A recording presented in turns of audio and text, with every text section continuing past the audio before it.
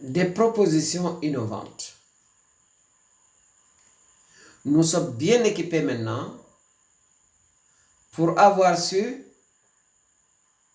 d'où vient la dîme, surtout qu'est-ce qu'elle signifiait et quel était justement son objectif. Nous avons vu comment Jésus lui-même a été le premier à vouloir dépasser cette lettre pour aller à l'esprit. Alors, eu égard à tout cela et à l'enseignement du magistère, je me permets ici de faire quelques propositions. Premièrement, je suggère que nous pensions à faire davantage de cadeaux utiles, surtout à nos nouveaux prêtres.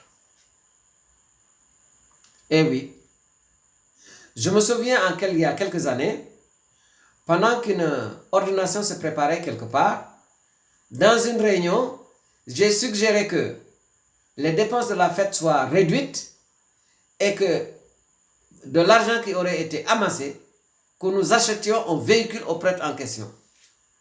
Ma proposition a paru tellement saugrenue qu'on ne l'a jamais exécutée. Heureusement qu'aujourd'hui, je pense que beaucoup d'eau a coulé sous les ponts. Voilà, faire des cadeaux utiles aux nouveaux prêtres. Est-ce que vous savez ce que coûte l'équipement d'un prêtre? Si vous prenez 2 soutanes, si vous prenez les habits qui sont utilisés pour dire la messe, chasuble, aube, étole, etc., si vous prenez tout le matériel qui est utilisé à l'autel, si vous prenez ce qu'ils appellent une mallette de messe.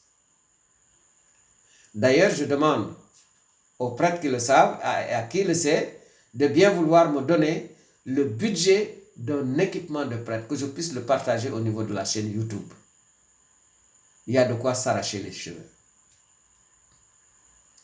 Est-ce que nous pensons à faire des cadeaux utiles à nos prêtres dans le cadre justement de leur service et de leur ministère? Oui. Qui parmi nous a pensé, en allant rendre visite à un prêtre, de lui donner un cadeau plus utile qu'une bouteille de whisky? Excusez-moi, hein? Oui, il nous faut aller jusque-là. Est-ce qu'il n'y a pas de cadeaux plus utiles que des alcools?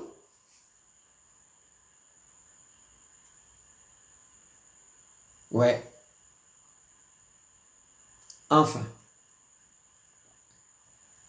il nous faut conclure. Premièrement, passer de la lettre à l'esprit. Rester à dire le dixième, surtout si le cœur n'y est pas, à quoi bon? Et je suis sûr aujourd'hui que si nous voulons vraiment subvenir aux besoins de nos paroisses et de nos prêtres, ce que nous allons donner va dépasser le 10e.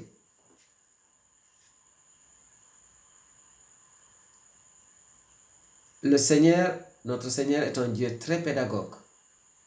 Vous pouvez comprendre qu'il fut un temps, il demandait aux gens de faire des calculs. Mais aujourd'hui, il nous demande d'aller au-delà du calcul et de travailler par amour.